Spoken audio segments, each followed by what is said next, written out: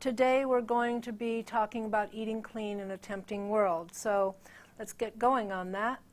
So as there is not really a magic fruit or vegetable that can prevent cancer, there's also not really one evil food that can cause it. However, our choices do play into our health. So there's many factors that we can control, and many factors affect our health, and the ones that we can control are more than the ones that we can't. So for example, family history. We cannot control our family history. We cannot control, to a certain extent, our environment. And also to a certain extent, we can't control our stress that's coming into our lives. What we can control with stress, as we've talked about before, is to deal with how we deal with the stress that's coming in. Also, in our environment, there's things that we can do that can change that, but mainly the three things that I'm listing here, showing here, are not totally in our control, whereas the things like our lifestyle, our sleep, our diet, our relationships, these are things, our exercise levels, these are all things that we can control. So we can control if we are going to drink soda or eat Fritos, or if we're going to smoke, as hard as that may be, it is in your power to control that. We can control what kind of foods we're going to eat, and we can control the level of pesticides that we're taking into our bodies. But we can't necessarily control our ancestry and our heritage, and we can't necessarily control our environment, as you see in this smog-laden picture.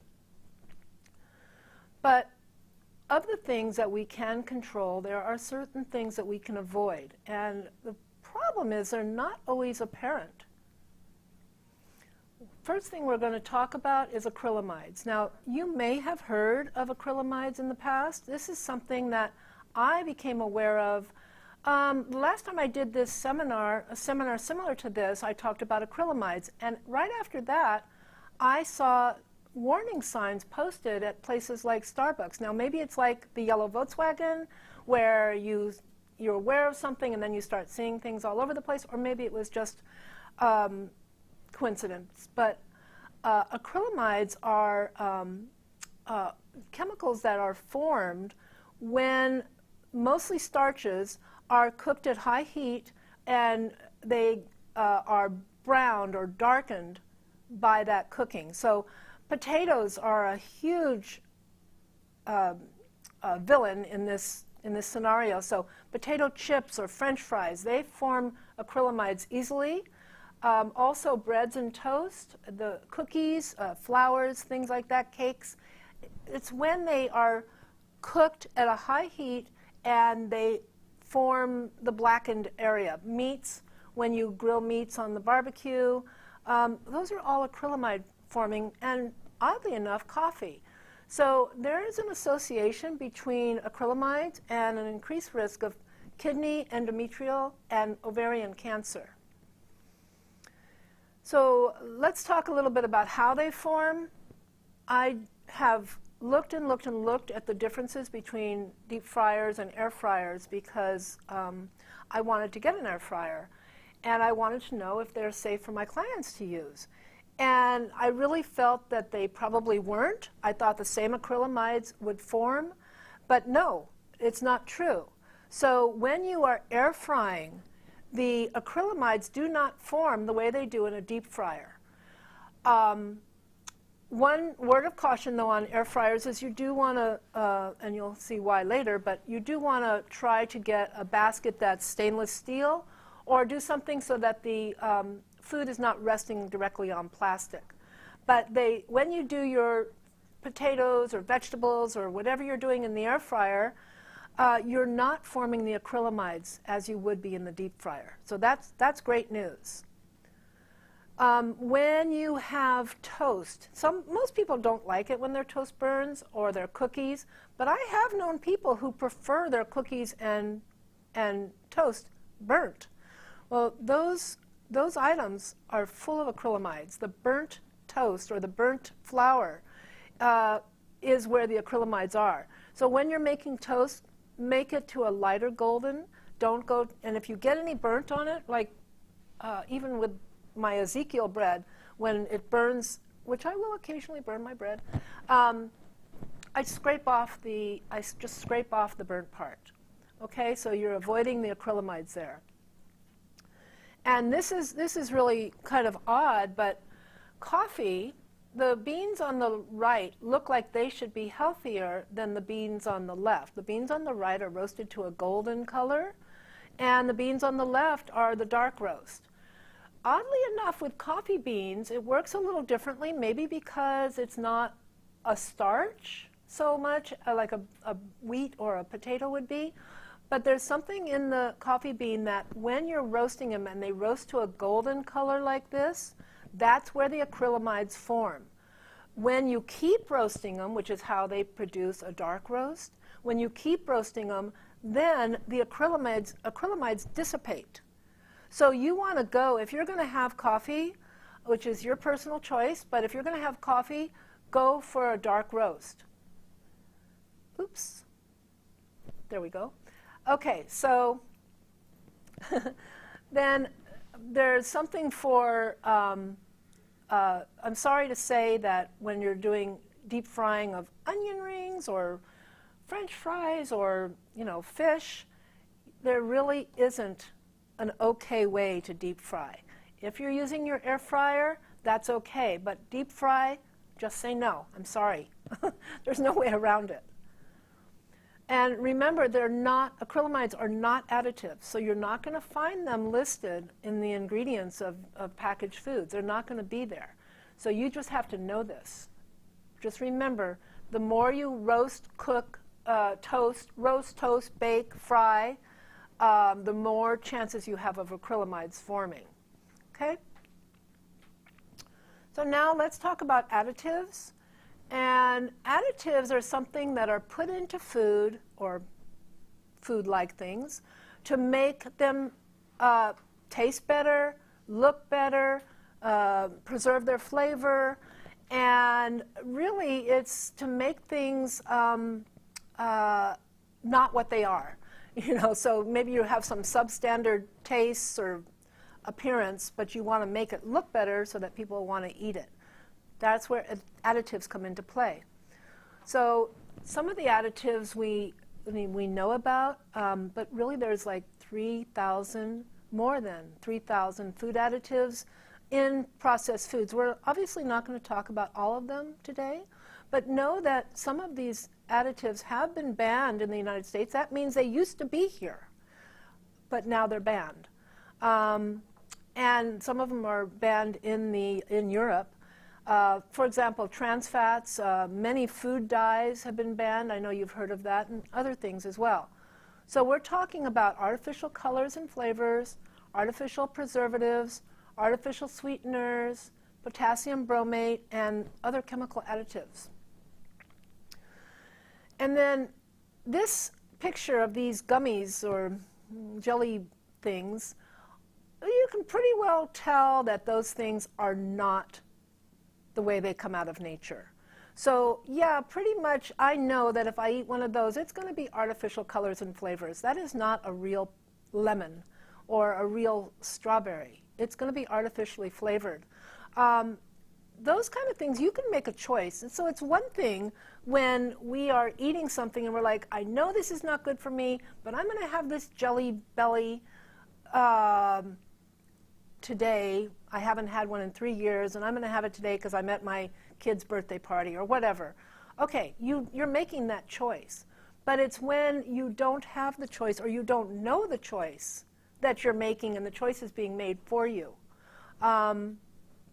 So again, remember, it makes foods look and taste better. So the things that we know are in blue here: candies, cookies, gum, sodas, and syrup. All those things, we know that they're going to be artificially flavored, right? But do we know that when we pick up a bottle of balsamic vinegar, which we assume is not one of the worst choices for a dressing, or our breakfast cereal that's supposed to be healthy, or bread, which is the staff of life. It could even be whole wheat bread. It could even be breads that we think are healthy. Ice cream, even natural ice cream has additives.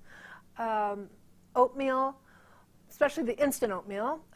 Microwave popcorn, salad dressings, like I said, pickles and yogurt. All those things, those are things that you wouldn't expect, maybe the pickles, but you wouldn't expect to have additives. You would expect them to be relatively healthy items, or could be relatively healthy items. But no, you have to be careful.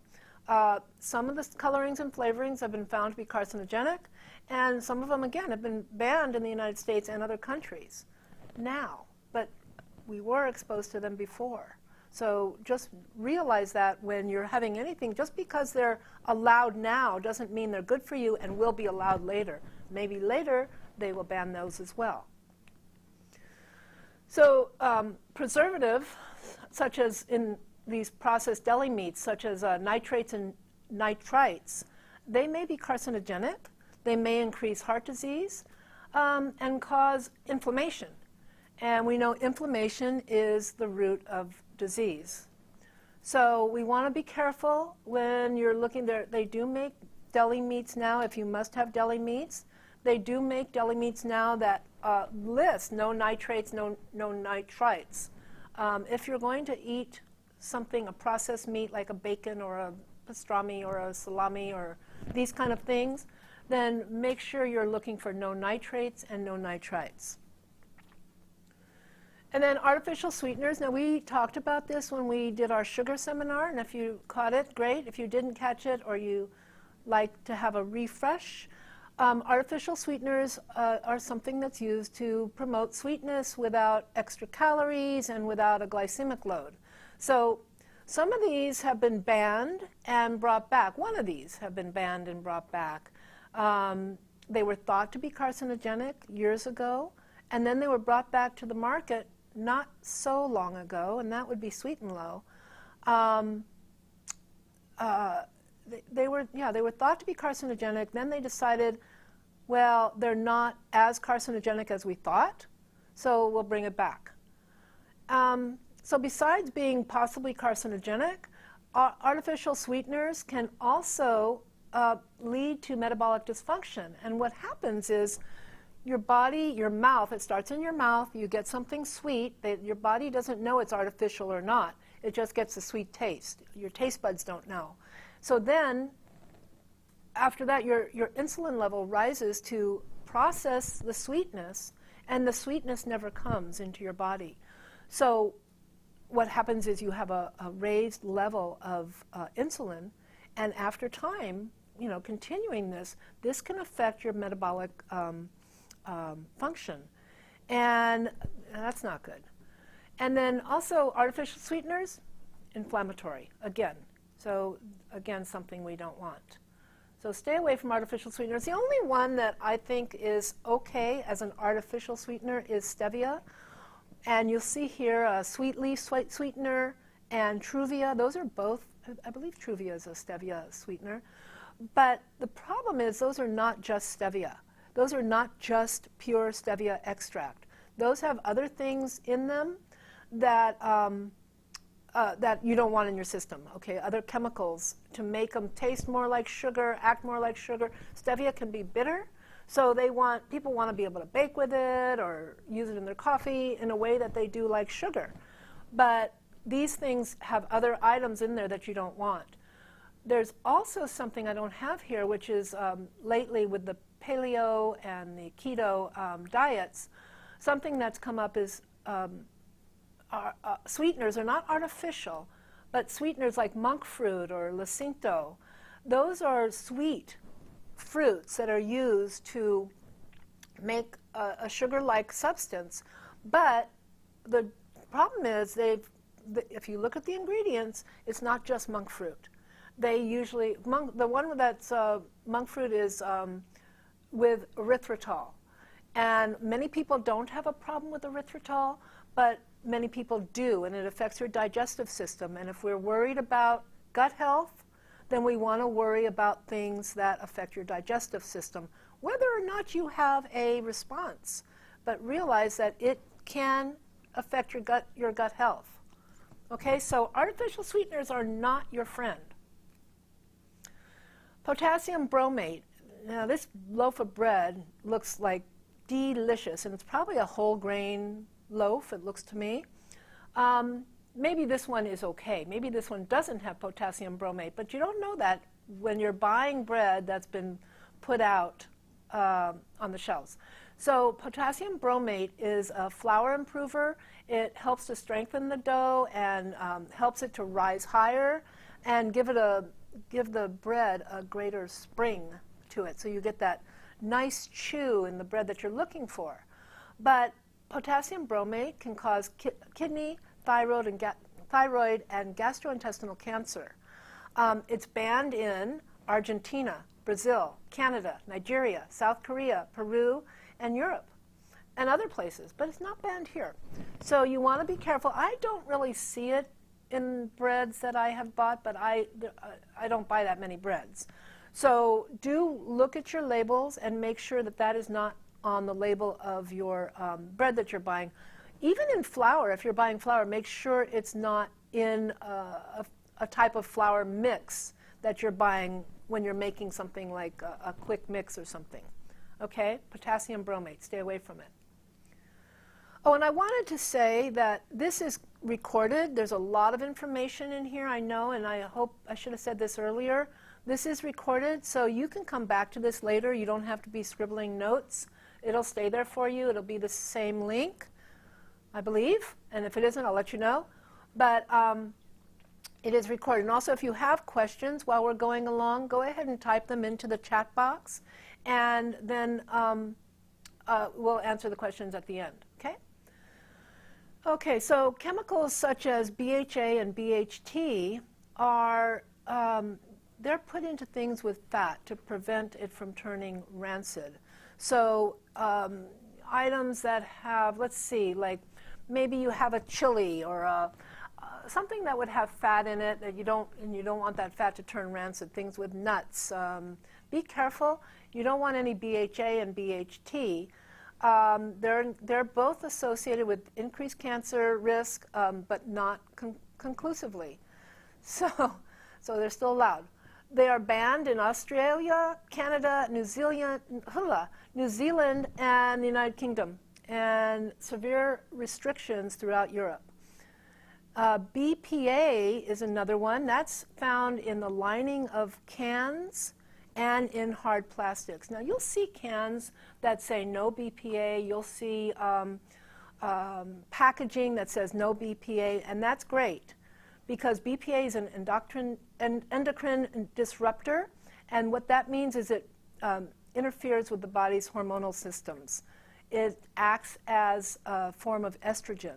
So it's banned from baby bottles here in the United States, which is good, and many other countries. But you want to stay away from, you want to watch on your cans. It's best if you can buy your tomatoes or your this or that in glass, but I know a lot of them are in plastic and cans. So just make sure you get the cans that are labeled BPA free. There are a couple of other chemicals that are found in the lining of cans that they aren't talking about yet, but I believe that they will talk about them in the future, and that's BPS and BPF. And those lead to inflammation and could lead to increased blood pressure. So if you can avoid cans, that's great. We can't always avoid everything, but if you can buy in glass, it's the best bet. And lastly, the last chemical we're going to talk about here is carrageenan. And carrageenan is a substance that's included in many dairy products, mostly dairy, ice creams. A lot of ice creams have carrageenan, yogurts, things like that. They want it to be more creamy because carrageenan makes it more unctuous and more creamy. Cottage cheese has carrageenan. And you want to be careful with carrageenan because it's toxic to the digestive system and highly inflammatory. So it may contribute to colitis, IBS, rheumatoid arthritis, colon cancer. It's banned from baby formula in Europe. So again, Carrageenan, stay away from it. And mostly found in dairy products, but there might be found in other items as well. So how are you going to avoid the additives in your food? Well, the first thing is choose organic. We don't permit the use of artificial additives in foods that are certified organic. So right there, that's going to help. That doesn't mean the can isn't going to be having BPA in the lining. You still have to check for that. You still want to look at the labels, even when you're buying organic. But when you buy organic, you're better off. You have a better bet of avoiding these additives. You choose fresh foods. So instead of buying canned or packaged or processed foods that might contain these flavorings and chemicals that want to make them look and taste like the thing you're trying to buy that thing. So instead of buying strawberry flavored Jell-O, buy a strawberry, okay, or something. You get my point. Stay away from deli meats. They're going to be high in nitrates and nitrites unless they are labeled without. If you go to a party and you're having deli meats because that's what's at the party and you have no idea if there's nitrates or nitrites in those deli meats, my first choice would be stay away from those deli meats. But if you aren't going to stay away from those, if once in a while you have it, try to have a food that's high in vitamin C. This is not a green light to eat deli meats, but it's a help. It can help you. It'll protect you somewhat. So if you're, like I said, at a party somewhere where you can't avoid it for some reason, try to eat some vitamin C with it. An orange or strawberries, etc. Read your labels. We don't, like I said, we're thinking that our yogurt is so healthy, but we don't know what's in that until we read the label. So avoid products that list dyes or artificial color on the label. Avoid plastic if you can. Like we said, look for glass or make sure cans are labeled BPA free. It'll be interesting to see if in the future that we start seeing things that say BPS and BPF free also. Because they're not telling you what else it's lined with. And look for glass alternatives. Nut butters come in glass, mustards, mayonnaise, tomatoes, things like that. Try to buy glass instead of plastic. And by all means, don't microwave in plastic. Also, if you're buying in plastic or storing in plastic, try to avoid using acidic foods in plastic containers. So you know the way you might have a Tupperware or something that you've put some spaghetti sauce in, and then later you cannot get the red out of the Tupperware or the smell. Open a jar of salsa, and you will never be able to get the smell out of the lid of the salsa. That's because the acidic food is seeping into the plastic, and vice versa, the plastic is seeping into the food. So try to not store your acidic items in plastic. And then educate yourself. Just use trusted resources. EWG, Environmental Working Group, that's ewg.org. And that'll determine that not only do they tell you, EWG does the Clean 15 and the Dirty Dozen. I'm sure you've heard of the Dirty Dozen for organic produce. And the Clean 15, Dirty Dozen has been doing that for years, and they do a great job. But they also do other things, like they look at chemicals in sunscreen and cosmetics and household cleaners and other foods. So use that. That's a great resource for you, ewg.org. So pesticides. So pesticides are any substance that's used to kill, repel, or control unwanted forms of plant or animal life. That would be herbicides, insecticides, fungicides, and disinfectants. So you might have a food that's pesticide-free that hasn't been grown with pesticides, but they might run a disinfectant through that food after it's been processed. So you want to be careful of these things, and you're going to find them everywhere. really, it's hard to avoid them, but you have to know what to look for. So how do we avoid them or reduce them? Probably not going to avoid them 100%, but we want to choose organic. Again, most pesticides are not allowed on organic food. There are about 25 pesticides that are allowed on organic food, but those are typically organic pesticides. And you can't avoid it 100%, but if we're having organic natural pesticides, that's going to be a lot better than a chemical pesticide. Shop at the farmer's market, but just because you're going to the farmer's market does not mean that it is a for sure thing. Ask the farmer, is this organic? It'll say if it's organic because then they can charge more. But ask the farmer, do you use pesticides? And they'll tell you. And if you're shopping at a reputable farmer's market, they will have to be honest with you, because if they are not, they're going to get kicked out of the farmer's market. So a good farmer's market will be monitoring their farmers and monitoring what's being said. And I've seen it happen where a vendor has been kicked out a couple of times, a couple of different vendors at different markets. So do go to reputable farmers markets. You can find that they're certified farmers markets. And then educate yourself. Again, educate yourself. Some foods, even if they are not organic, they're less susceptible to weeds, bugs, things like that. But so they use less pesticide or none at all. Or two, they may not hold the pesticides like some foods do. So that's why on EWG they're going to give you, and we're going to look at that in a second, a list of different things that you can, the clean 15 and the dirty dozen. So again, use that ewg.org. And then also there's another thing that's whatsonmyfood.org. That's a good site too. I prefer the EWG, it's easier, but if you have doubt, the whatsonmyfood.org might give you an even more extensive list. So the dirty dozen, this is for 2020, and right after I finished this presentation, I saw that they had come out with the 2021 listing, but I didn't change it. But these things that are on here are, and somehow I did a baker's dozen. I don't know, I put 13 on here. But these things that are on here are almost typically on here every year.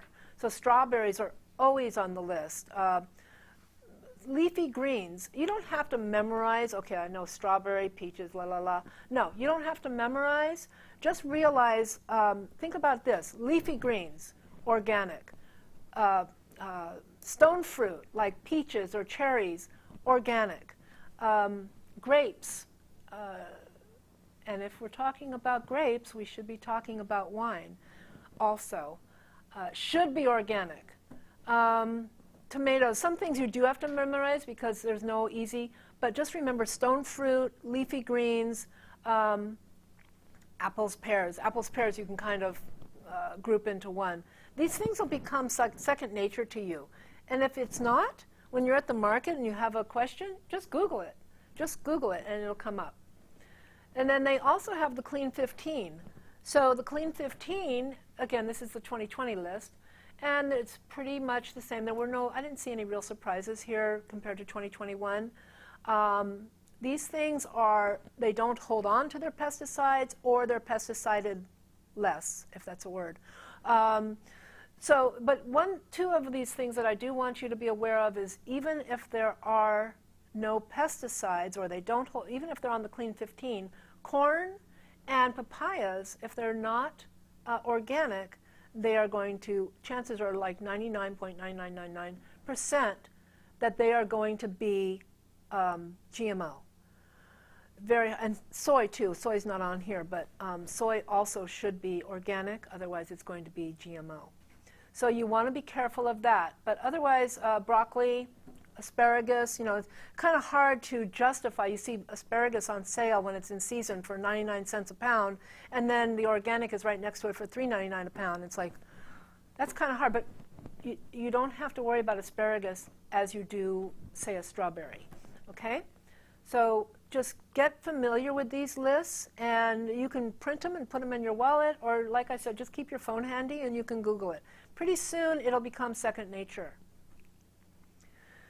So, you know, are you going to just change everything overnight and never eat another cookie or never eat another piece of bacon?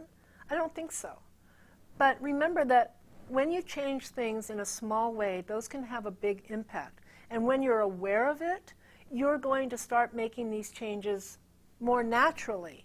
You're going to make choices. So I know this, for example, I know this cookie has trans fat in it. I know this cookie has chemical additives in it. I know this cookie has junk in it. What should I choose, the cookie or the fruit? Well, every once in a while you're going to choose the cookie. I know it. Don't beat yourself up, but try to make your choice be the fruit or the item that is not going to have the junk in it that you don't want in your body. Make your choice over organic or conventional foods. We're not going to be perfect, but be the best you can. And then, you know, think about it when you're choosing between plant foods and animal foods. Think about how you get your protein. Think about how you fuel your body. Think about your body as your vehicle. Treat it well, and it'll treat you well. Okay? So, if you have questions, I hope you type them into the chat. And if you have questions at a later date, you can reach me at 2life-2health@hotmail.com.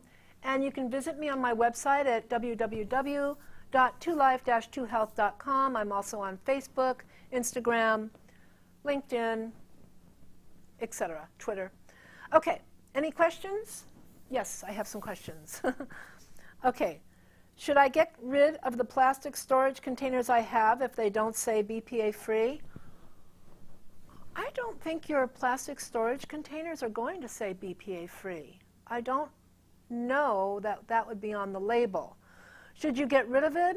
Well, I have a couple. I've gotten rid of most of mine. I have a couple, and what I do, for example, I have one that when I make some cookies, I will line them in parchment paper first, unbleached, of course, parchment paper, and then I'll fully line them, and then I'll cover them. So some things just lend themselves to plastic containers, and we're conditioned to use them.